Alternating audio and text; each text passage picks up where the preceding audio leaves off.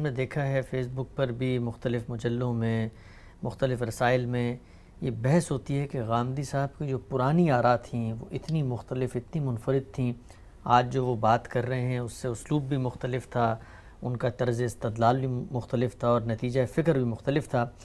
میں ایک رائے آپ کے سامنے رکھ کے اصولی طور پر بھی سمجھنا چاہوں گا کہ یہ جو آپ کی آراء میں اتنا بڑا پیراڈائم شفٹ آیا، اس کی کیا وجہ ہے؟ اور ہمارے عام طور پہ مذہبی علماء یہ بھی کہتے ہیں کہ غامدی صاحب کی رائے اگر پہلے سے آج 180 ڈگری تبدیل ہو گئی ہے تو اس میں کیا بعید ہے کہ کل یہ رائے بھی تبدیل ہو جائے۔ میرے سامنے ایک سوال آپ سے پوچھا گیا تھا کہ کیا دارالکفر میں قیام جائز ہے مسلمانوں کے لیے، تو آپ نے اس کے جواب میں فرمایا کہ اس سوال میں یہ بات تسلیم کر لی گئی ہے کہ مسلمان کے لیے بغیر کسی عذر کے دارالکفر میں رہنا جائز ہے۔ میں یہ بات واضح کر دینا چاہتا ہوں کہ دارالاسلام قائم ہو تو اس کی طرف ہجرت کی راہ کھلی ہو تو قرآن مجید کی روح سے کسی مسلمان کے لیے دارالکفر میں رہنا جائز نہیں ہے۔ قرآن نے بصراحت فرمایا ہے کہ اس طرح کے لوگوں کی سزا جہنم ہے، اور پھر آگے آپ نے دلائل بھی دیے ہیں۔ تو یہ اتنا بڑا جس کو آپ کہتے ہیں آپ کی رائے میں شفٹ ہے، یہ کیسے آیا؟ اور یہ مختلف جو آپ کی پرانی آراء ہیں ان میں جو شفٹ آتا رہتا ہے اس کی کیا وجہ ہے؟ میں نے جب شعور کی آنکھ کھولی تھی تو آسمان سے مجھ پر کوئی وحی نہیں آئی۔ میں نے کئی مرتبہ یہ عرض کیا ہے کہ میں تو ایک صوفی گھرانے میں پیدا ہوا تھا اور میری ابتدائی تعلیم تربیت سب اسی پس منظر میں ہوئی۔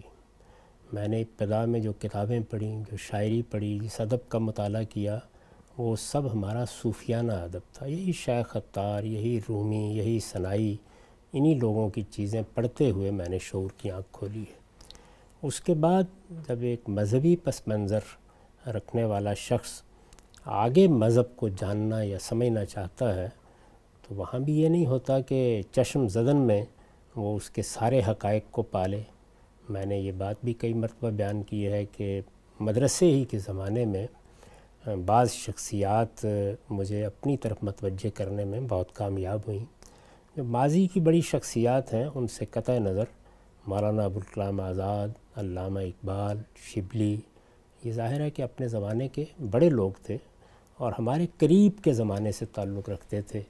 وہ زبان جس کو ہم بول رہے تھے، وہ پس منظر جس میں ہم نے شعور کی آنکھ کھولی، وہ مسائل جو ہمارے گرد و پیش تھے، وہ ان لوگوں کے ہاں موضوع بحث تھے۔ تو یہ دین کو جس طرح دیکھتے تھے یا اپنے لیے جو آدرش، نصب العین، اہداف بیان کرتے تھے، وہ آپ جانتے ہیں کہ ایک اسکول میں یا مدرسے میں پڑھنے والے طالب علم کا اگر یہ تاثر ہو تو وہی ہوں گے اس کے۔ پھر مولانا سید ابوالعلا صاحب مودودی سے تعارف ہوا اور میں اس کو بارہا اس تعبیر کے ذریعے سے بیان کرتا ہوں کہ میں نے تو اپنے شعور کی آنکھ ان کی آغوش میں کھولی ہے۔ یعنی 9ویں جماعت میں تھا جب میں نے پہلی مرتبہ ان کو دیکھا، ان کو سنا، ان کی کتابوں سے، تصنیفات سے اس سے بھی پہلے واقف ہو چکا تھا۔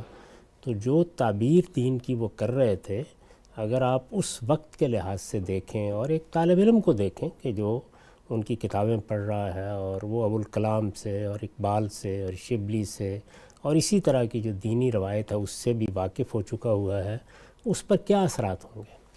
تو جو تعبیرات ان کے ہاں آپ کو ملتی ہیں، زیادہ تر وہی تعبیرات میرے لیے بھی قابل قبول ہوئیں، اور میں نے اپنی زندگی کی ابتدا اسی جذبے سے کی جس جذبے کے تحت وہ اس امت کی عظمت رفتہ کی بازیافت چاہتے ہیں۔ ان کے ہاں جو طاغوت کا تصور ہے، ان کے ہاں جس طرح دارالکفر، دارالحرب اور اس طرح کی تعبیرات ہیں، وہ ہماری فکر میں بھی ہیں، لیکن یہ کہ ایک مسلمان کو کس طرح دیکھنا چاہیے معاملات کو، اس کا ایک شعوری اظہار یہ ظاہر ہے کہ سب سے پہلے انہی سے مستعار ہوا۔ پھر میں نے ان کی صحبت میں کئی سال بسر کیے، ان کو سمجھا، ان کو دیکھا، اور اس زمانے میں میں آپ کو صرف ایک واقعہ سناتا ہوں کہ وہ زاویہ نظر کیا تھا۔ مجھے خیال ہوا ایک مرتبہ کہ یہ لباس کا معاملہ کیا ہے۔ ایسا ہوتا ہے نا، اس وقت میں ابھی کالج میں پڑھتا تھا کہ لباس کا معاملہ کیا ہے، یعنی کیا واقعتاً ہمارا کوئی خاص لباس ہونا چاہیے، یعنی مسلمانوں کا لباس یا پاکستانیوں کا لباس، یہ کوئی ہے مسئلہ اس طرح کا؟ تو میں نے عید کے دن مولانا سید ابوالعلا صاحب مودودی سے اس موضوع پر بات شروع کر دی۔ ان کا ایک مضمون ہے تفہیمات ان کی کتاب میں، لباس کا مسئلہ۔ ظاہر ہے کہ اس وقت میرے ذہن پر بھی اس کا بہت تاثر تھا، اور میرا خیال یہ تھا کہ جیسے مولانا سید ابو اللہ صاحب مودودی کی بعض آراء تھیں کہ جن آراء میں وہ سختی نہیں رہی ہوئی تھی جو پہلے ہوا کرتی تھی. مثال کے طور پر قیام پاکستان سے پہلے ان کا نقطہ نظر یہ تھا کہ یہ جو حکومتیں ہیں جب تک کہ یہ اللہ کے دین کی بالادستی قبول نہ کر لیں، ان میں کسی ڈاکخانے کی ملازمت بھی جائز نہیں ہے. اچھا. اور وہ اس کو طاغوت کی ملازمت سے تعبیر کرتے تھے. بلکہ پاکستان بننے کے بعد بھی انہوں نے یہ کہا کہ اگر یہ ریاست کلمہ نہ پڑھ لیتی تو پھر اس کی فوج میں خدمات انجام دینا، اس کی عدلیہ میں خدمات انجام دینا یہ کس طرح جائز نہیں تھا. تو یہ خاص فکر تھا نا جس میں وہ بات کر رہے تھے. تو لباس کے مسئلے میں بھی انہوں نے اپنی ایک رائے بیان کی ہے اس میں، اور اس میں بڑی سختی ہے. تو مجھے خیال ہوا کہ اس کے بارے میں بات کی جائے. یہ غالباً یعنی جہاں تک مجھے اب یاد پڑتا ہے یہ کوئی 92 کی بات ہوگی، 90 91 92 کی، یا اس سے کچھ کم و بیش پہلے یا بعد. تو میں نے ان سے پوچھا تو انہوں نے کہا کہ معاف کیجیے گا، یعنی یہ 72-73 کی بات ہوگی، کیونکہ 79 میں تو ان کی وفات ہو گئی. تو میں نے ان سے پوچھا تو انہوں نے کہا کہ اگر کسی وقت ہماری حکومت قائم ہو تو پہلا حکم یہی جاری کیا جائے گا کہ لباس کیا پہننا ہے. کہ لباس کیا پہننا ہے. اس لیے کہ یہ تو اصل میں کسی قوم کی شناخت اور تہذیب ہے. اگر یہ درست نہیں ہے تو کیا چیز، یعنی یہ آپ اندازہ کیجئے کہ یہ ایک سوچنے کا زاویہ ہے نا. اور وہ بہت اخلاص کے ساتھ، بڑی دیانتداری کے ساتھ اس طرح کی بعض چیزوں کے بارے میں ایسا ہی نقطہ نظر رکھتے تھے. تو یہ دارالکفر کیا ہوتا ہے، دارالحرب کیا ہوتا ہے، دارالاسلام کیا ہوتا ہے، اس کا ایک فقہی پس منظر ہے. ظاہر ہے اس کا بھی ذہن پہ غلبہ تھا، اور اسی طرح ان آراء کا بھی.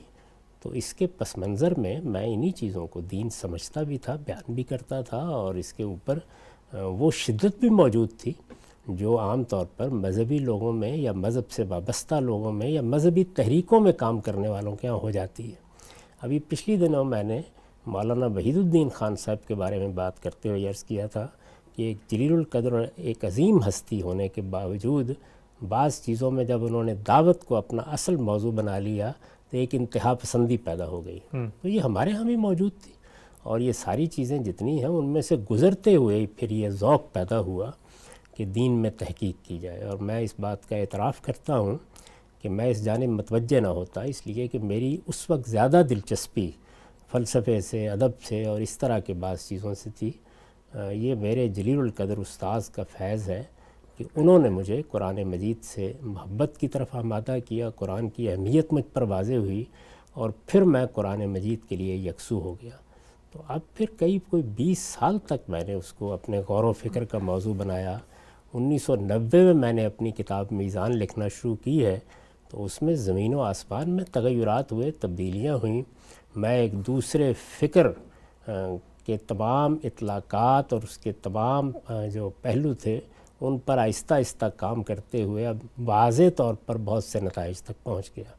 تو ان کو بیان کر رہا ہوں. تو یہ میری داستان ہے، میں ماں کے پیٹ سے نہیں پیدا ہوا تھا. ٹھیک، ہم سب بہت ہی تفصیل اس طریقے سے. یہ بتائیے گا کہ لوگ عام طور پہ یہ بھی کہتے ہیں کہ یہ جو فکر میں تغیر ہوا اس کو ارتقاء سے تعبیر کرتے ہیں، تو یہ کیوں نہیں کہا جا سکتا کہ جو آپ کے خارجی حالات تھے، جو زمانے کی ایک رت تھی وہ بھی تو بدل رہی تھی دنیا میں. یہ نیشن اسٹیٹ کا تصور ہے، اور پھر اس کے بعد یہ انلائٹنمنٹ اور جمہوریت اور اس طرح کی باتیں، خود پاکستان میں بھی یہ روشن خیالی کی تحریکیں اٹھی ہیں. تو اس پہ خارج کے کیا حالات بھی اثر انداز ہوئے آپ کے افکار اور آپ کی آراء میں تبدیلی کے ان وجہ میں سے کون سی چیز ہے جو نئی آئی تھی؟ یعنی اس سے بہت پہلے سائنس سے غیر معمولی مروبیت کا زمانہ گزر چکا تھا. سر سید احمد خان کی تحریریں ہم نے اسکول کے زمانے میں پڑھ لی تھی، جن میں یہ بتایا گیا تھا کہ یہ کتاب فطرت ہے، یہ کتاب الہی ہے، دونوں کے درمیان کوئی تضاد نہیں ہو سکتا. بہت سی چیزیں جیسے ملائکہ، جن کی معلوم نہیں کیا کیا توجیحات ہو چکی تھیں. تو اگر یہی صورتحال تھی تو پھر تو وہاں سے ابتدا کرنی چاہیے تھی. میں نے تو خالص مذہبیت سے ابتدا کی، یعنی مذہبیت کی جو ہمارے ہاں رائج تعبیر ہے اس کی سب سے بڑی صورت ہمارے سامنے صوفیانہ تعبیر کی شکل میں آتی ہے. وہاں سے ابتدا کی. اس کے بعد دین کی سیاسی تعبیر، جیسے کہ مولانا سید ابو اللہ صاحب مودودی کے ذریعے سے اس کے تمام پہلو سامنے آئے. تو یہ میرا پس منظر ہے، اس پس منظر سے اٹھ کے آدمی غور کرتا ہے، تحقیق کرتا ہے.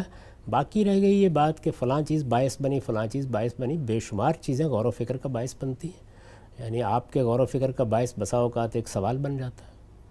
ایک بچہ آپ سے ایک بات پوچھتا ہے تو پہلی بار آپ کو توجہ ہوتی ہے کہ اچھا اس کی بھی تحقیق کرنی چاہیے. تو ماحول بھی اس کا باعث بنتا ہے، گرد و پیش کے حالات بھی باعث بنتے ہیں. بس یہ ہے کہ اس میں دو رویے ہوتے ہیں، اور وہ یہ ہے کہ آپ کو کوئی چیز بھی اس جمود سے ہٹانے کے لیے تیار نہیں ہوتی جس کو آپ نے اپنا مذہب بنا لیا ہوتا ہے. اور ایک دوسرا رویہ یہ ہے کہ جب سوال پیدا ہوا، جب حالات میں کوئی تبدیلی آئی، تو آپ آمادہ ہوئے کہ آپ غور کریں. غور کرنے کے بعد کیا آپ نے بربنائے دلائل رائے قائم کی ہے؟ تو میری جو آراء ہیں ان کے لیے میں استدلال رکھتا ہوں، دلائل دیتا ہوں. وہ دلائل ہیں جن کو موضوع بننا چاہیے. اس طرح کی باتیں تو میرا چونکہ یہ مزاج نہیں ہے، پلٹ کے میں بھی کہہ سکتا ہوں کہ آپ نے رجت پسندی کو مذہب بنا لیا ہوا ہے، آپ اسی میں جیتے ہیں. آپ نے قدامت کے ہاتھ پر بیعت کی ہوئی ہے، قدامت پرستی کا جنون ہے جس میں مبتلا ہیں. آپ دنیا جہان اس میں آنے والے تغیرات کو آنکھ اٹھا کے دیکھنے کے لیے تیار نہیں ہیں. لیکن میں ایسی باتیں نہیں کہتا، اس لیے کہ اصل چیز یہ ہے کہ آپ نے دلیل کیا دی ہے. تو یا کوئی چیز قول سے صادر ہوگی یا فعل سے صادر ہوگی، اس کا جائزہ لینا چاہیے، استدلال کی روشنی میں بات واضح کر دینی چاہیے. اب اگر استدلال سے آپ میری غلطی واضح کرتے ہیں تو میں ہر وقت اس کو ماننے سننے کے لیے تیار ہوں. لیکن اس طرح کے تبصروں کو اور اس طرح کی چیزوں کو میں کوئی اہمیت نہیں دیتا. میرے نزدیک یہ انسان کی کمزوری ہے کہ جس وقت وہ استدلال نہیں کر سکتا تو پھر وہ استخفاف پر اترتا ہے، استہزاء کرتا ہے.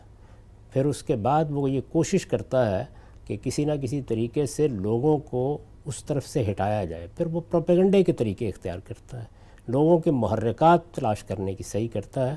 تو میں اس کو ایک کمزوری سمجھتا ہوں. آپ کے علم میں ہے کہ میں نے آج تک جن لوگوں سے مجھے بہت شدید اختلاف ہے، جیسے مولانا سید ابو اللہ صاحب مودودی کی سیاسی تعبیر ہے، جیسے سید احمد خان کی بہت سی آراء ہیں، لیکن کبھی اس طرح کا کوئی جملہ میں نے نہیں کہا. میرا جو قاعدہ ہے وہ یہ ہے کہ اگر مجھے کسی پر تنقید کرنی ہے تو سب سے پہلے میں ہر جہت سے اس کی رائے کو متعین کروں گا. یعنی یہ نہیں ہے کہ ایک بات دائیں سے سنی ایک بائیں سے سنی، کسی جگہ کے اوپر کوئی دو جملے سن لیے اور اس کے بعد میں اس پر مضمون باندھ دوں. سنوں گا، غور کروں گا، دیکھوں گا، اس کے استدلال کا جائزہ لوں گا. ہر پہلو سے جائزہ لینے کے بعد پھر یہ بھی متعین کروں گا کہ کوئی بات اجمال میں کہی گئی ہے تو اس کی تفصیل کیا ہے، کسی بات میں کوئی دو فکروں میں جواب دیا گیا ہے تو اس کے پس منظر میں دلائل کیا ہے. ان سب چیزوں کو جب میں جان لوں گا تو اس کے بعد کوئی تبصرہ کروں گا. میرا طریقہ تو یہی ہے. باقی لوگ جو طریقہ اختیار کیے ہوئے ہیں وہ ان کو مبارک، ان کے حق میں دعا کرتا ہوں.